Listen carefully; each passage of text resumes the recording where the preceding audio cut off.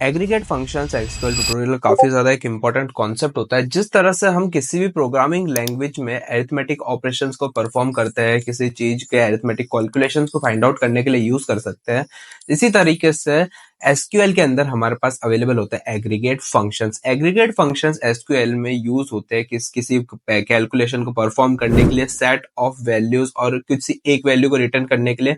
काफी सारे SQL aggregate functions हमारे पास अवेलेबल है। आज की वीडियो के अंदर हम बात करने वाले हैं कि काउंट, सम, एवरेज, मिन और मैक्स, ये कुछ एग्रीगेट फंक्शंस के हमारे नाम है।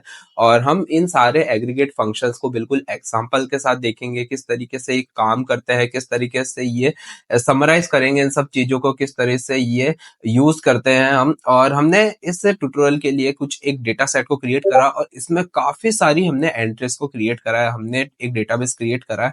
हमने एक क्या मैं एक हमने एक डेटाबेस को क्रिएट करा है, इसके अंदर एक टेबल क्रिएट करी है और इसके अंदर हमारी टेबल के अंदर 100 एंट्रीज अवेलेबल है और उस 100 एंट्रीज के अंदर हम ये सारे एग्रीगेट फंक्शंस को समझेंगे, सीखेंगे किस तरह से ये काम करते हैं। ट्यूटोरियल की हम बात करें तो आज के ट्यूटोरियल में हम काउंट, सम, एवरेज, मिन और मैक्स, ये टोटल 5 एग्रीगेट फंक्शंस के बारे में बात करेंगे। इसके अलावा मैं बताऊंगा और कौन कौन से एग्रीगेट फंक्शंस हमारे पास यहाँ पर अवेलेबल है। अब काउंट का मतलब क्या होता है? किसी भी काउंट का मतलब होता है किसी चीज को काउंटिंग करना है। जैसे हम नंबर्स के लिए काउंटिंग करते हैं 1 2 3 4 5 6 एक्सेट्रा एक्सेट्रा। इसी तरह से हमको डेटाबेस में कितनी एंट्रीज अवेलेबल है, किसी अगर मैं पूरे डेटाबेस की बात करूँ तो पूरे डेटाबेस में कितनी एंट्रीज अवेलेबल है, किसी कॉलम की बात करूँ तो किसी कॉलम की कितनी एंट्रीज अवेलेबल है। तो इस तरह से हम एग्रीगेट फंक्शन को यूज करते हैं। सम जो होता है, ये सम मेनली यूज होता है इंटीजर वैल्यूज के लिए, इंटीजर एंट्रीज के लिए। हमको जैसे कि ग्रैंड टोटल फाइंड आउट करना है, स्टूडेंट का हमारे पास डेटाबेस है, स्टूडेंट के सारे मार्क्स को कैलकुलेट करना है, फीस स्ट्रक्चर है, सैलरी है, कितनी सैलरी हमको फाइंड आउट करनी है, यानी टोटल सैलरी का सम फाइंड आउट करना है।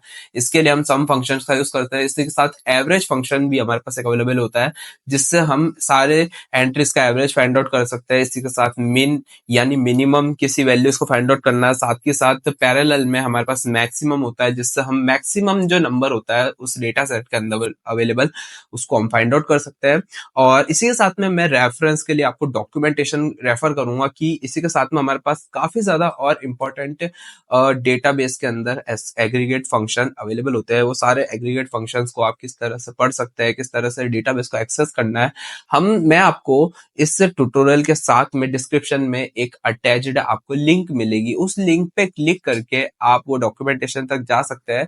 आपको कहीं दूसरी जगह से नहीं पढ़ना। इस ट्यूटोरियल के साथ में अगर आपको एडवांस लेवल पर और ज्यादा जाना है और आप डॉक्यूमेंटेशन को रेफर करो, मैं आपको रेफरेंस यही दूंगा, आपको यही मोटिवेट करूंगा कि आप डॉक्यूमेंटेशन को रेफर कीजिए, क्योंकि डॉक्यूमेंटेशन में सारी चीजें अवेलेबल होती है और बिल्कुल एग्जाम्पल के साथ डॉक्यूमेंटेशन में अवेलेबल होता है। आप नोट्स बनाइए बिल्कुल अच्छी तरीके से। और अगर आप चाहते हैं कि इस ट्यूटोरियल के साथ में मैं आपको नोट्स प्रोवाइड कराऊं, तो आप इस वीडियो के नीचे मुझे कमेंट करके नोट्स कमेंट कर सकते हैं, ताकि मुझे पता चले कि कितने लोग नोट्स बना रहे हैं और कितने लोगों को और नोट्स चाहिए। तो आप मुझे इस वीडियो के नीचे कमेंट करके बता सकते हैं। तो स्टार्ट करते हैं हमारे आज की वीडियो को बिना किसी देरी के। Let's get started. तो मैं इस ट्यूटोरियल के लिए, आप देख सकते हैं ये हमारा ट्यूटोरियल है, तो इस ट्यूटोरियल के लिए हमारे पास ये एग्रीगेट फंक्शंस कुछ होते हैं। तो मैं सबसे पहले हमारी वर्क बेंच को स्टार्ट कर देता हूँ। जैसा कि अभी आप देख सकते हैं, मैं माई एसक्यूएल वर्क बेंच को हमारे यहाँ पर स्टार्ट कर देता हूँ। तो ये माई एसक्यूएल कम्युनिटी एडिशन है और माई एसक्यूएल किस तरह से इंस्टॉल करना है वो भी मैंने एक वीडियो बनाई है, उस वीडियो को भी आप जाके चेकआउट कर सकते हैं। अभी के लिए आप यहाँ पर देखिए कि ये हमारा माई एसक्यूएल का जो वर्क बेंच है ये स्टार्ट हो चुका है। जिस तरह से हम स्टार्ट करते थे वैसे स्टार्ट करेंगे। ये हमारे पास एक ओपन हो गया सब चीजें। अभी के लिए मैं इसको थोड़ा यहाँ पर ले जाता हूँ और ये थोड़ी स्क्रीन जो है हमारी, इसको थोड़ी बड़ी कर देता हूँ। अभी मैं आपको बताऊं तो अभी हमारा एकदम प्लेन है। मैं इधर शो डेटा बेसिस करूंगा तो यहाँ पर सारे के सारे डेटाबेस अवेलेबल हो जाएंगे। और यहाँ पर आप देखिए एक ऑफिस नाम का अलग से हमारे पास डेटाबेस यहाँ पर अवेलेबल है।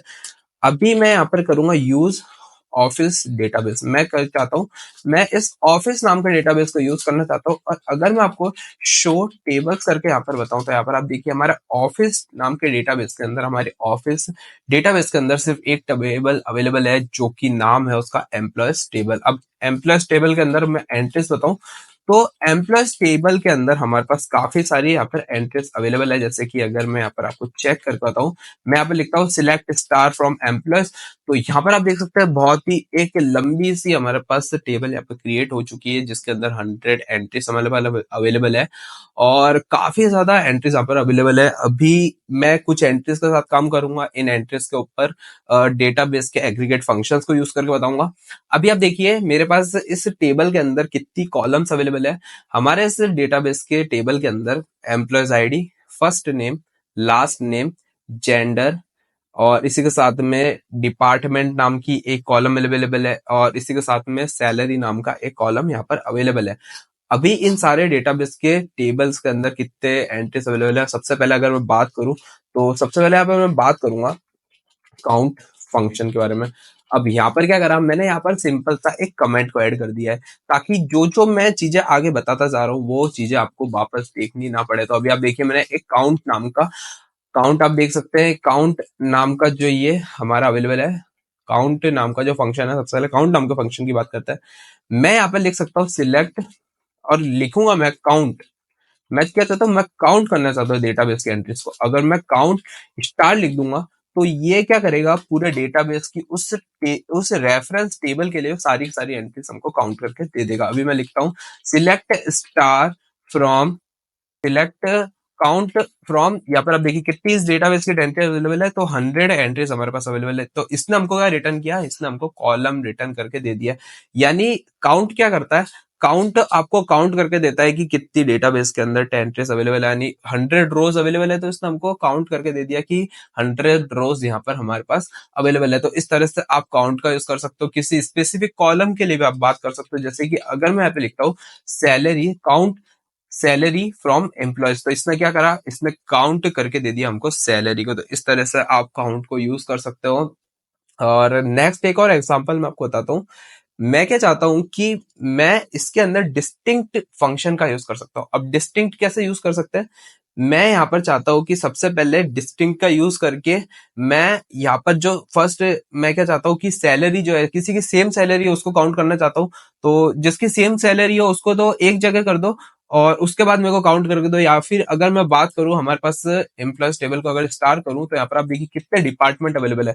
तो डिपार्टमेंट हमारे पास अभी बहुत सारे डिपार्टमेंट यहाँ पे शो हो रहे हैं। 100 डेटा के अंदर से कितने डिपार्टमेंट्स अवेलेबल है उसको काउंट करना काफी ज्यादा एक इंपॉर्टेंट हो सकता है, कि एक अलग से टास्क हो सकता है। या फिर सेम फर्स्ट नेम के कितने लोग हैं, सेम नाम के कितने लोग हैं उसको काउंट करना है। काफी सारे तरह से आप इसको यूज कर सकते हो। सेम सैलरी काउंट करनी है तो वो काउंट कर सकते हो। अभी के लिए आप देखिए, अभी के लिए मैं इसको एक एडवांस लेवल पे कैसे ले जा सकता हूँ। अभी के लिए मैं सिंपल अभी काउंट करा कि सैलरी को काउंट करूंगा तो ऐसे ये मेरे को 100 ही रिटर्न करेगा। लेकिन मैं कैसे किस तरह से काउंट करना चाहता हूँ, मैं ये देखिए मैं सबसे पहले इसको सिलेक्ट स्टार करता हूँ। यहाँ पर आप डिपार्टमेंट देखिए, सबसे पहले डिपार्टमेंट के ऊपर एक डिस्टिंक्ट फंक्शन का यूज करके मैं चाहता हूँ कि जितने भी स्पेसिफिक नाम के डिपार्टमेंट है वो सारे एक टेबल के अंदर आ जावे और उस टेबल को मैं काउंट करना चाहता हूँ। अभी आप देखिए मैं इधर लिख सकता हूँ, मैं कैसे लिख सकता हूँ, सिलेक्ट डिस्टिंक्ट, मैं लिख सकता हूँ सिलेक्ट डिस्टिंक्ट और सैलरी, मैं लिख सकता हूँ डिस्टिंक्ट सैलरी फ्रॉम एम्प्लॉयज, मैं लिख सकता हूँ select distinct salary from employees. तो ये क्या करेगा कि डिस्टिंक्ट सैलरी रिटर्न कर देगा। अभी मैं डिपार्टमेंट की बात करता हूँ, मैं लिखूंगा डिपार्टमेंट, तो ये डिपार्टमेंट रिटर्न कर देगा। तो हमारी जो ब्रांच है, हमारा जो ऑफिस है उसके अंदर एम्प्लॉयज 4 डिपार्टमेंट्स के अंदर बटे हुए, आईटी, एचआर, फाइनेंस और मार्केटिंग। आईटी के अंदर भी डिपार्टमेंट अवेलेबल हो सकता है, लेकिन अभी सिर्फ हम आईटी की बात करेंगे। तो आईटी में हमारे पास 4 डिपार्टमेंट अवेलेबल है, आईटी, एचआर, फाइनेंस और मार्केटिंग। अब मैं क्या चाहता हूँ, इसको काउंट करना चाहता हूँ। मैं चाहता हूँ कि डिस्टिंक्ट डिपार्टमेंट के अंदर हमारे पास कितने डिपार्टमेंट अवेलेबल है। अभी तो छोटा डेटाबेस है तो अभी सिंपल हमारे पास आ गया है कि 4 डेटाबेस अवेलेबल है, लेकिन मेरे को प्रिसाइज मोड में चाहिए तो मैं इधर काउंट फंक्शन का यूज कर सकता हूँ। और किस तरह से यूज करेंगे चलो देखते हैं हम लोग। तो यहाँ पर मैं क्या कर सकता हूँ, जैसे कि मैं सिलेक्ट काउंट कर रहा हूँ तो मैं यहाँ पर ये लिख सकता हूँ डिस्टिंक्ट डिपार्टमेंट करो, पहले डिस्टिंक्ट डिपार्टमेंट को करो फिर उसको काउंट करो। तो अभी आप देखिए 4 डिपार्टमेंट हमारे पास यहाँ पर अवेलेबल है। और किस तरह से काउंट कर रहा है, काउंट कर रहा है डिस्टिंक्ट डिपार्टमेंट को। तो इस तरीके से आप एग्रीगेट फंक्शंस को यूज कर सकते हो। सैलरी की बात करूं तो सैलरी मैं इस तरह से लिख सकता हूँ, मैं अगर लिख देता हूँ सैलरी, तो डिस्टिंक्ट सैलरी, जैसे कि मैं आपको बताऊं, मैं यहाँ पे लिखता हूँ select distinct salary from employees. तो ये क्या करेगा कि अगर किसी के सेम एम्प्लॉयज है तो वो भी उसको एक ही बार रिटर्न करेगा, यानी डुप्लीकेट एंट्रीज को रिमूव कर देगा। अब इस इन डुप्लीकेट एंट्रीज को मेरे को काउंट करना है, तो ये काफी ज्यादा मुश्किल टास्क हो जाए। मैं एक एक करके काउंट करूंगा तो बहुत ज्यादा टाइम कंज्यूम हो जाए। तो हमारे पास डेटाबेस के अंदर एग्रीगेट फंक्शन होता है, तो उस फंक्शन को डायरेक्ट यूज कर सकता हूं मैं। तो जैसा कि आप देख सकते हैं, मैं डायरेक्ट अगर इस फंक्शन को यूज करता हूं तो मेरा कितना ज्यादा काम आसान हो गया, कितनी कम सेकंड्स के अंदर इसने मेरे को यहाँ पर रिटर्न करके दे दिया वैल्यू। और जो कि आप वैल्यू देख सकते हैं 72 काउंट इसने हमको करके दे दिए। तो इस तरीके से आप ये सब काम कर सकते हैं। इसी के साथ में मैं एक और इम्पोर्टेंट चीज बताना चाहता हूँ कि हमने पहले लिमिट यूज करा, तो हम लिमिट भी यूज करेंगे, इसलिए मैं एक लिमिट का भी एक एग्जांपल देता हूँ। मैं चाहता हूँ कि डेटाबेस के अंदर से हमारी उस टेबल्स के अंदर से सारा सारा टेबल्स आ जाए, तो मैं लिख सकता हूँ सिलेक्ट स्टार फ्रॉम एम्प्लॉयज। और यहाँ पर एक दूसरा फंक्शन होता है जिसके हमने प्रीवियसली बात तो कर ली है, लेकिन मैं इस एग्जांपल में उसको यूज करूंगा, इसलिए मैं वापस आपको वो चीज बता रहा हूँ। तो मैं यहाँ पर लिख सकता हूँ सिलेक्ट स्टार फ्रॉम एम्प्लॉयज, और मैं चाहता हूँ कि ऊपर की जो 10 रो है, ऊपर की जो 10 रोज है, 10 एंट्रीज है, सिर्फ उसी की लिमिट लगा चाहता हूँ। तो मैं यहाँ पे लिख सकता हूँ लिमिट, और यहाँ पर अगर मैं लिखूंगा 10, तो ये मेरे को क्या करेगा, ये मेरे को सिर्फ ऊपर की 10 एंट्रीज को ही लाकर दे देगा। और इस तरीके से आप लिमिट को यूज कर सकते हैं। हो सकता है कि आपको ऊपर की 10 रो का एवरेज चाहिए, या फिर 10 एंट्रीज का एवरेज चाहिए, सम चाहिए, एग्रीगेट फंक्शन सिर्फ आप कुछ एंट्रीज पे लगाना चाहता है। ऊपर की एंट्रीज भी हो सकती है, नीचे की भी एंट्रीज हो सकती है, हम मेनली बात करेंगे ऊपर की एंट्रीज की। तो यहाँ पर मैंने लिमिट 10 लगाई है, तो आप लिमिट वाली वीडियो भी जाके चेकआउट कर सकते हैं जिसके अंदर हमने लिमिट की बात करी है। नेक्स्ट अगर मैं बात करूं, तो नेक्स्ट यहाँ पर मैं बात करूंगा सम की। अब सम एग्रीगेट फंक्शन भी काफी ज्यादा एक इंपॉर्टेंट फंक्शन हमारे पास अवेलेबल होता है। तो अगर मैं बात करूं सम एग्रीगेट फंक्शन की, तो सम एग्रीगेट फंक्शन बोल सकते हो, सम फंक्शन बोल सकते हो। तो यहाँ पर आप देखिए हमारे डेटाबेस में ये हमारे पास कॉलम्स अवेलेबल है। मैं चाहता हूँ कि हमारे डेटाबेस के इस एम्प्लॉयज नाम के टेबल के अंदर, मैं अभी एम्प्लॉयज नाम की टेबल से इसको इस चीज को रेफरेंस करूंगा, हमारी इस एम्प्लॉयज टेबल के अंदर सैलरी दे रहा हम लोगों को। हमारी कंपनी है, हो सकता है हमने कोई ब्रांच खोल रखी है, कोई फर्म है हमारी, हम हमारी फर्म के अंदर 100 लोगों की एक टीम काम कर रही है, मैं उस टीम को कुछ सैलरी दे रहा हूँ। और मैं चाहता हूँ कि मैं कितनी सैलरी दे रहा हूँ, यानी मैंने देखा कि हमारी टोटल नेट प्रॉफिट इतना हो रहा और मैं सैलरी कितनी देना चाहता हूँ, तो वो चीज काफी ज्यादा इंपॉर्टेंट हो जाती है। जैसा कि आप देख सकते हैं यहाँ पर सैलरी की और काफी सारी सैलरी मैं यहाँ पर दे रहा हूँ। तो यहाँ पर मैं यूज कर सकता हूँ सम नाम के फंक्शन का, और सम नाम का फंक्शन क्या करेगा कि 100 लोगों की टीम को हम कितनी सैलरी दे रहे हैं उसको यहाँ पर मैं फाइंड आउट करना चाहता हूँ। तो मैं लिख सकता हूँ सिलेक्ट सम, सम को सिलेक्ट करो, और किसका सम फाइंड आउट करना है, सैलरी का सम फाइंड आउट करना है। और सैलरी का सम किस टेबल के अंदर फाइंड आउट करना है, एम्प्लॉयज नाम की टेबल के अंदर हमको फाइंड आउट करना है। तो मैंने लिखा सिलेक्ट सम कर दो एम्प्लॉयज का, और सिर्फ एक एंट्री हमको रिटर्न करके दो। तो आप देखिए यहाँ पर टोटल हम इतनी सैलरी हम हमारे यूजर्स या ना हमारे कस्टमर जो है, हमारे जो ऑफिस के अंदर जो लोग काम कर रहे हैं, जो एम्प्लॉयज काम कर रहे हैं, उसको हम इतनी सैलरी दे रहे हैं अभी इस करंट सिनेरियो में। अभी हम डेटाबेस की एंट्री बात करें तो हमारे डेटाबेस के 100 एंट्रीज अवेलेबल है।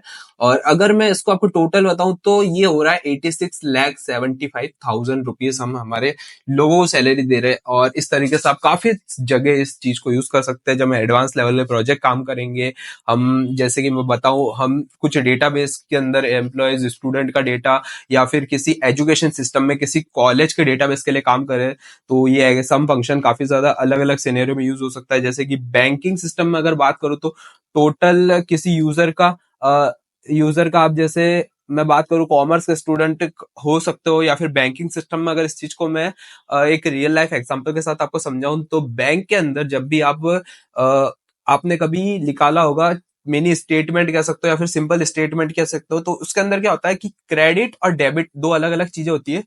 क्रेडिट का मतलब होता है कि आपने कितने रुपए बैंक के अंदर डिपॉजिट करा है, इसका मतलब होता है क्रेडिट। और डेबिट का मतलब होता है कि आपने कितने रुपए डिपॉजिट करा है, उसके अलग आपने कितने रुपए विड्रॉ करा है।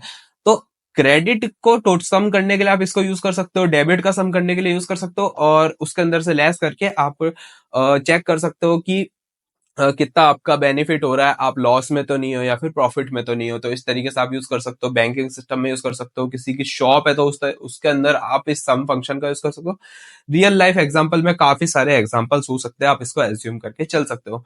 तो ये इस तरह से हमारा सम फंक्शन काम कर सकता है। इसी के साथ हमारे पास एक दूसरा फंक्शन अवेलेबल होता है जिसको आप कह सकते हो, मैं इसको कह सकता हूँ एवरेज फंक्शन। अब मैं इसको लिखता हूँ एवरेज फंक्शन। अब एवरेज फंक्शन क्या करता है, अगर मैं एवरेज की फास्ट करूँ तो एवरेज का मतलब होता है मीन, और मीन एवरेज निकालना बहुत ज्यादा एक इंपॉर्टेंट टास्क होता है। जैसे कि अगर मैं बात करूं, मैं किसी करंट लाइफ सिनेरियो में किसी स्टूडेंट्स का टेबल क्रिएट कर रहा हूं, यानी स्टूडेंट्स के लिए मैं मैथमेटिक्स की क्लास है, मैथमेटिक्स की क्लास के अंदर 100 स्टूडेंट है, 100 स्टूडेंट के डिफरेंट मार्क्स आए होंगे। अब मेरे को चेक करना है कि पूरी क्लास के लिए एवरेज मार्क्स कितने हैं, तो उसके लिए मैं एवरेज फंक्शन का यूज कर सकता हूँ। और मैथमेटिक्स से होंगे आप काफी सारे जन है, तो आपको पता होगा एवरेज फंक्शन काफी ज्यादा एक इंपॉर्टेंट फंक्शन होता है, और काफी सारी जगह पे एवरेज फंक्शन का यूज होता है। अभी आप देखिए, हमने सम निकाला। अब मैं क्या चाहता हूँ, उन 100 लोगों के लिए मैं एवरेज सैलरी एज्यूम करके चल रहा हूँ, ताकि मैं जब भी कोई 101 एम्प्लॉयज को जॉब दूं, तो मेरे को पता चले कि एवरेज सैलरी से ज्यादा सैलरी उसको देनी है या फिर एवरेज सैलरी से कम सैलरी देनी है। तो इस तरह से आप एवरेज सैलरी को यूज कर सकते हो। तो यहां पर मैं लिखूंगा सिलेक्ट एवरेज कर दो, एवरेज कर दो, मैं लिखूंगा AVG, यानी एवरेज ऑफ किसका एवरेज करना है, सैलरी का एवरेज करना है। और फ्रॉम लिख के लिखूंगा from employees, select average salary from employees. और एवरेज सैलरी की बात करें तो ये कुछ एवरेज सैलरी यहाँ पर हमारे पास रिटर्न हुई है, जिसको आप देख सकते हैं 86,750 रुपीज एवरेज सैलरी है हर एम्प्लॉयज के लिए। यानी किसी की सैलरी हो सकता है ज्यादा हो, किसी की सैलरी हो सकता है सम हो, विविड एग्जांपल्स यहाँ पर हो सकते हैं। मैंने आपको सिंपल बता दिया एवरेज सैलरी फंक्शन क्या आपको रिटर्न करके देगा। तो इस तरीके से ये एवरेज फंक्शन काम करता है। नेक्स्ट अगर मैं बात करूं तो नेक्स्ट भी काफी ज्यादा इंपॉर्टेंट हो सकता है, और डिफरेंट वेज के अंदर इंपॉर्टेंट हो सकता है। इसी के साथ में एक मिन फंक्शन होता है। अब मिन फंक्शन किस तरह से काम करता है, जैसे कि ये मिन फंक्शन है हमारा। मिन फंक्शन कैसे करेगा, सिलेक्ट, अभी के लिए आप देखिए मैं क्या करूंगा, सिलेक्ट स्टार फ्रॉम इम्प्रेस करा। अब किसी यूजर को मैं बोलूं, आपके पास कोई आया और मेरे को चेक करना है कि किसके लिए हमारी सैलरी, यानी ये जो सैलरी है किसके लिए सबसे कम सैलरी यहाँ पर आ रही है। देखिए आप कितनी सारी सैलरी यहाँ पर अवेलेबल है, और मैंने आपको बोला कि सबसे मिनिमम सैलरी किस यूजर के लिए है वो फाइंड आउट करके दो। तो ये काफी ज्यादा एक इंपॉर्टेंट टास्क, काफी ज्यादा एक डिफिकल्ट टास्क हो जाएगा। इसी के साथ में मेरे को चेक करना है कि मिनिमम सैलरी में किसको मिनिमम सैलरी दे रहा हूँ, किसी को मैक्सिमम सैलरी भी हो सकता है, मैक्सिमम सैलरी भी किसी को दे रहा हूँ। तो अभी के लिए मैं चाहता हूँ कि जिस यूजर की मिनिमम सैलरी है उसको मैं रिटर्न करना चाहता हूँ। तो आप देखिए किस तरह से करूंगा, मैं अब लिखूंगा सिलेक्ट मिनिमम, क्या मिनिमम सैलरी, किसकी सैलरी मिनिमम है उसको फाइंड आउट करना चाहता हूँ। तो मैं लिखूंगा सिलेक्ट मिनिमम सैलरी फ्रॉम, मैं लिखूंगा select minimum salary from employees.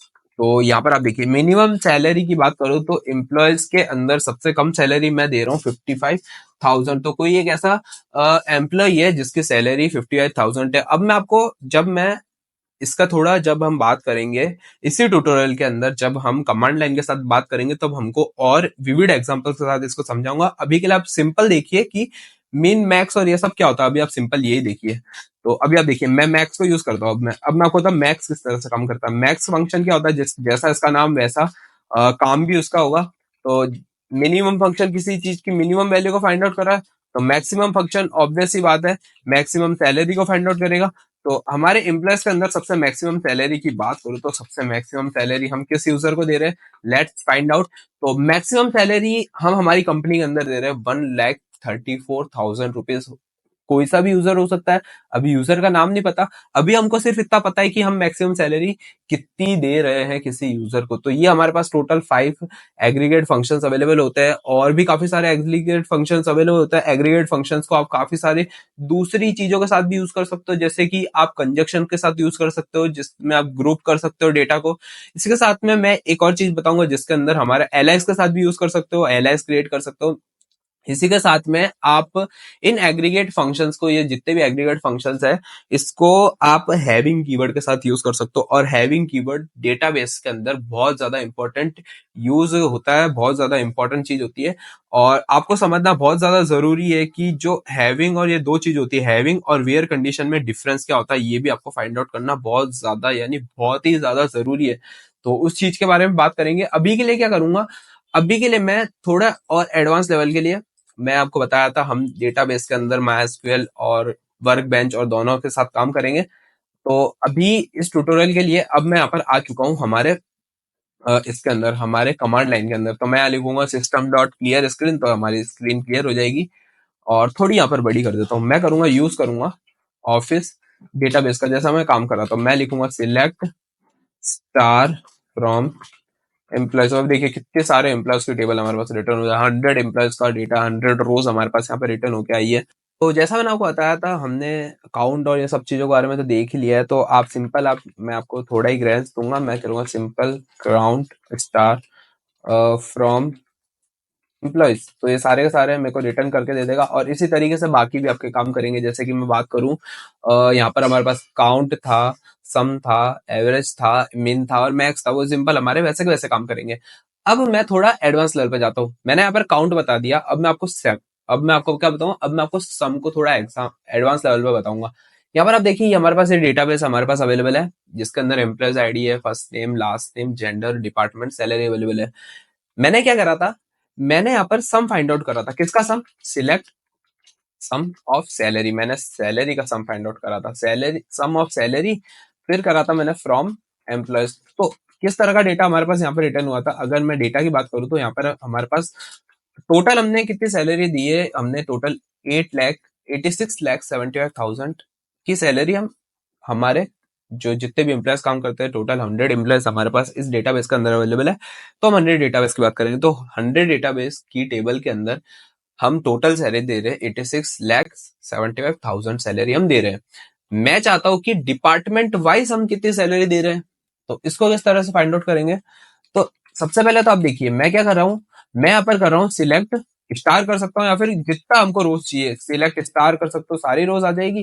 तो आप मैं अभी चाहता हूँ कि डिपार्टमेंट, तो मैं लिख सकता हूँ डिपार्टमेंट सिलेक्ट, डिपार्टमेंट को सिलेक्ट करो और क्या सिलेक्ट करो, सम ऑफ सैलरी। तो मैं कर सकता हूँ सम ऑफ सैलरी, तो इसको कॉपी पेस्ट कर देता हूँ मैं यहाँ पर, सम ऑफ सैलरी। और यहाँ पर आप एक अलाइस क्रिएट कर सकते हैं। अभी देखिए अलाइस क्रिएट नहीं कर रहा था ना मैं, तो यहाँ पर देखिए सिलेक्ट सम सैलरी का, तो यहाँ पर भी सम सैलरी आ गया लिखा हुआ। तो यहाँ पर आप अलाइस क्रिएट कर सकते हैं sum of department, sum of salary underscore department. Department के हिसाब से कितनी सैलरी हम दे रहे हैं वो यहाँ पर लिखूंगा, और यहाँ पे लिखूंगा एम्प्लॉयज। अभी आप देखिए अभी भी हमारा सही तरीके से काम नहीं करेगा। देखिए एरर आ गई हमारी। तो यहाँ पर अब हमको यूज करना पड़ेगा, डेटा को ग्रुप करना पड़ेगा। अब डेटा को किस तरह से ग्रुप कर सकते हैं, मैं यहाँ पे लिखूंगा ग्रुप बाय, और किस तरह से ग्रुप करना है, डिपार्टमेंट को ग्रुप करना है कि कितने डिपार्टमेंट हमारे पास अवेलेबल है। तो टोटल 4 डिपार्टमेंट हमारे पास अवेलेबल है, आईटी, एचआर, फाइनेंस और मार्केटिंग। और हर डिपार्टमेंट के स्पेसिफिक हमारे हम कितने सैलरी दे रहे हैं। आईटी वालों को हम दे रहे हैं 22,95,000 सैलरी, एचआर वाले बंदों को दे रहे हैं हम 19,61,000, फाइनेंस वालों को हम दे रहे हैं 23,06,000। और इसी के साथ मार्केटिंग वालों की अगर बात करूं तो मार्केटिंग वालों की हमारे पास salary average total sum salary है 21,000 13 21,13,000। तो इस तरीके से किस तरह से आप देखिए कि हम जो प्रीवियस वीडियो में बात कर रहे ग्रुप बाय की, डिस्टिंक्ट की, एलाइज की, वो किस तरह से हम अब इसको यूज करते हुए जा रहे हैं। इसलिए मैंने बताया कि ये जो ट्यूटोरियल है वो बहुत ज्यादा पावरफुल ट्यूटोरियल होने वाला है। हम सब चीजें स्टेप बाय स्टेप बात करेंगे, और जैसे जैसे मैं आपको आगे बढ़ा रहा हूँ ऐसे वैसे मैं किस तरह से रियल लाइफ में उसको यूज कर सकते हैं वो सब चीजें यहाँ पर आपको बता रहा हूँ। और मैं ज्यादातर आपको रियल लाइफ एग्जांपल के साथ समझा रहा हूँ ताकि आपको समझने में आसानी रहे। अभी आप देखिए कि मैंने आपको बताया कि किस तरह से आप ग्रुप बाय का यूज नहीं करोगे तो काफी लंबी चौड़ी हमारी एरर आई है। और एरर को यहाँ पर आप समझ सकते हैं कि यहाँ पर एरर में भी क्या लिखा हुआ है, in aggregate query without group by function के बिना मैं एग्रीगेट क्वेरी को यूज कर रहा हूं। तो यहाँ पर आप देखिए कि इनकम्पेटिबल यहाँ पर हमारे एरर आ गई। और आपको इस तरह की कभी भी क्वेरी रन करनी है तो आपके पास इस तरह का स्टेटमेंट भी आ जाएगा। और जब आप कमांड लाइन के साथ काम करेंगे तो काफी अच्छे आपको एरर मैसेज देखने को मिलेंगे, जिसको समझना भी काफी ज्यादा आसान होता है। और इसी तरीके से अगर मैं इधर इसकी बात करूं तो इसके अंदर आपको कुछ इस टाइप के देखने को मिलेंगे। यहाँ पर आप देखिए हमारी एक एरर भी आई थी, जिसके अंदर से काफी अच्छा देखने में नहीं लग रहा था और काफी छोटा छोटा यहाँ पे आपको देखने को मिल रहा था। तो आप इस तरह से कमांड लाइन का भी यूज कर सकते हैं और वर्क बेंच का भी यूज कर सकते हैं। मैं दोनों का यूज करता हूँ, आप भी दोनों का यूज करिए। जब आप एडवांस लेवल पे काम करेंगे, जब आपको डेटाबेस एकदम अच्छी तरीके से आ जाएगा, जब आप स्क्रिप्ट्स लिखना सीख जाएंगे, तब आपको यहाँ पर कमांड लाइन को कम यूज करना पड़ेगा, आपको वर्क बेंच यूज करना पड़ेगा। आप कमांड लाइन को भी काफी अच्छी तरीके से सीखना इंपॉर्टेंट होता है। तो अभी के लिए यहाँ पर आप समझ गए होंगे किस तरह से आपको ग्रुप बाय का यूज करना है, डिपार्टमेंट को किस तरह से ग्रुप करना है। नेक्स्ट अगर मैं बात करूं तो नेक्स्ट हमारे पास अवेलेबल था हैविंग क्लॉज। अब हैविंग क्लॉज किस तरह से काम करता है? हैविंग क्लॉज एक अलग हो सकता है कि आपको समझने में थोड़ा मुश्किल है। तो इसके लिए मैं क्या कर रहा हूँ, इसके लिए मैं एक थोड़ा दूसरा एक मेथड आपके लिए लेकर आ रहा हूँ। मैं करूंगा सिलेक्ट एवरेज सैलरी। मैं करूंगा सिलेक्ट करो डिपार्टमेंट को। मैं क्या चाहता हूँ, select salary from employees. Select salary from employees, तो सारी की सारी सैलरी हमारे पास यहाँ पर रिटर्न हो जाएगी। अब मैं क्या चाहता हूँ, मैं यहाँ पर चाहता हूँ सिलेक्ट करना चाहता हूँ डिपार्टमेंट को, और हर डिपार्टमेंट के हिसाब से मैं एवरेज सैलरी को फाइंड आउट करना चाहता हूँ कि हर डिपार्टमेंट के हिसाब से हमारे पास कितनी सैलरी यहाँ पर अवेलेबल है। तो मैं यहाँ पे लिख सकता हूँ select department comma average salary from employees, और यहाँ पर मैं कर सकता हूँ ग्रुप। मैं यहाँ पर क्या कर सकता हूँ, डेटा को ग्रुप कर सकता हूँ, तो मैं लिखूंगा ग्रुप बाय। और ग्रुप बाय कैसे करूंगा, मैं को ग्रुप बाय को इस तरह से लिखना चाहिए, ग्रुप बाय डिपार्टमेंट कर देता हूँ। तो मैं कैसे कर सकता हूँ, ग्रुप बाय डिपार्टमेंट। अभी आप देखिए मैंने एम्प्लॉयज की थोड़ी स्पेलिंग को करेक्ट कर देता हूँ। तो यहाँ पर आप देखिए कि हर डिपार्टमेंट के हिसाब से एवरेज सैलरी हमारे पास यहाँ पर रिटर्न हो चुकी है। तो एवरेज सैलरी आप देख सकते हैं कि आईटी वालों की एवरेज सैलरी हो रही है 88,269 और कुछ पैसा, जिसको अभी हम नेग्लेजिबल मानते हैं इस ट्यूटोरियल के लिए। एचआर की अगर बात करो तो 78,440, और फाइनेंस की है 96,083, मार्केटिंग की है 84,520। इसी के साथ अगर सबकी बात करूं तो सब में अभी ये देखिए फाइनेंस वालों की जो सैलरी है सबसे ज्यादा है, उसके बाद आईटी वालों की है, उसके बाद मार्केटिंग वालों की है, उसके बाद एचआर की है। तो आप देखिए फाइनेंस, आईटी, मार्केटिंग, फिर एचआर। और यहाँ पर क्या हो रहा है, यहाँ पर भी फाइनेंस, आईटी, मार्केटिंग, फिर एचआर। तो इस तरह से आप एवरेज सैलरी और काफी अलग अलग वीडियो में यूज कर सकते हैं। हो सकता है कि एवरेज सैलरी किसी डिपार्टमेंट की ज्यादा आ रही हो, और जो सम है किसी आईटी डिपार्टमेंट का वो कम आ रहा हो। तो काफी अलग अलग सिनेरियो हो सकते हैं। जब हम एग्जांपल्स की बात करेंगे तब आपको ज्यादा यहाँ पर सब चीजें समझ आएगी।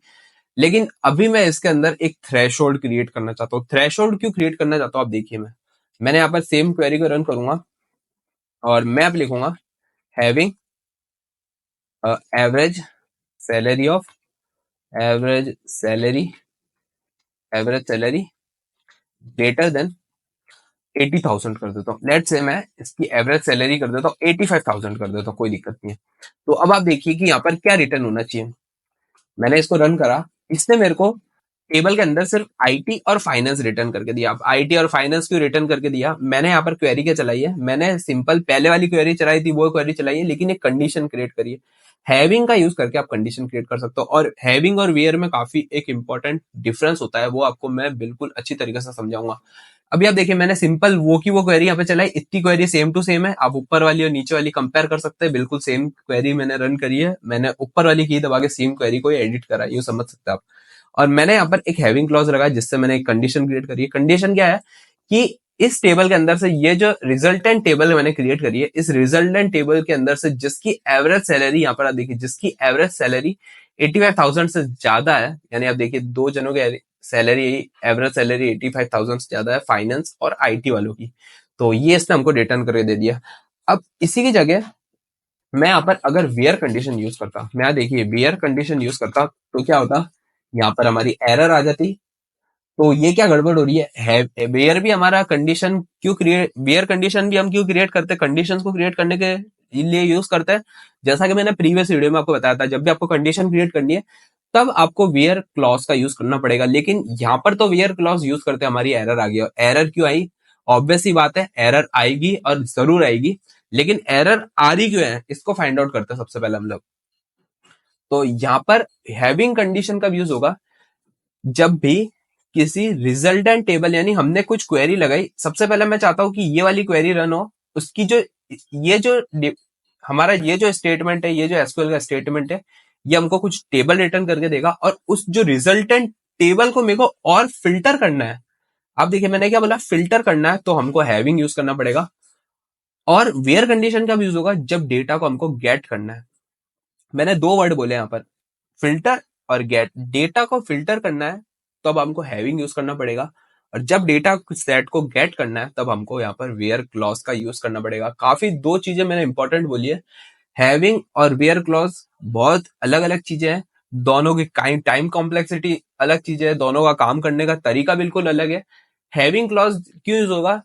डेटा को फिल्टर करने के लिए, और डेटा जो रिजल्टेंट डेटा है उसको फिल्टर करने के लिए। और वेयर क्लॉज का यूज करके डेटा पहले फिल्टर गेट होता है, फिर उसके बाद डेटा के अंदर से रिजल्टेंट टेबल हमारी क्रिएट होती है। जैसे कि मैं बताऊं, सिलेक्ट आर, मैं कर रहा हूं सिलेक्ट स्टार फ्रॉम सैलरी, और यहां पर मैं लिखूंगा where salary is greater than, salary बड़ी होनी चाहिए कितने से, 1 लाख। तो ये 1 लाख हो गया हमारा। तो यहाँ पर आप देखिए, यहाँ पर क्या हुआ, ऑफिस, मैंने फ्रॉम करके मेरे को एम्प्लॉयज लिखना चाहिए था, मेरी गलती हो गई यहाँ पर। तो मैं इसको गलती को यहाँ पर देखिए सैलरी, और इतने लोगों की सैलरी इससे ज्यादा है तो मेरे को थोड़ा बड़ा ही लेना चाहिए। मैं इसको कर देता हूँ 1,30,000। तो इसने 1,13,000 से ज्यादा सैलरी एक्चुअली वो मोहित नाम के कोई बंदे की है, एक्चुअली मेरा नाम भी मोहित है। तो ये देखिए थोड़ा ह्यूमर हो गया। यहाँ पर आप देखिए हैविंग क्यों यूज हुआ, हैविंग यूज हुआ हमारा रिजल्टेंट डेटा को फिल्टर करने के लिए। तो ये इसकी जो टाइम कॉम्प्लेक्सिटी हैविंग की वो थोड़ी कम होगी, और वेयर की टाइम कॉम्प्लेक्सिटी थोड़ी ज्यादा होगी। और जब भी आप एलआईएस के साथ काम कर रहे हैं, ग्रुप बाय के साथ काम कर रहे हैं, और एग्रीगेट फंक्शंस के साथ काम कर रहे हैं, तब आपको मैक्सिमम टाइम हैविंग यूज करना पड़ेगा।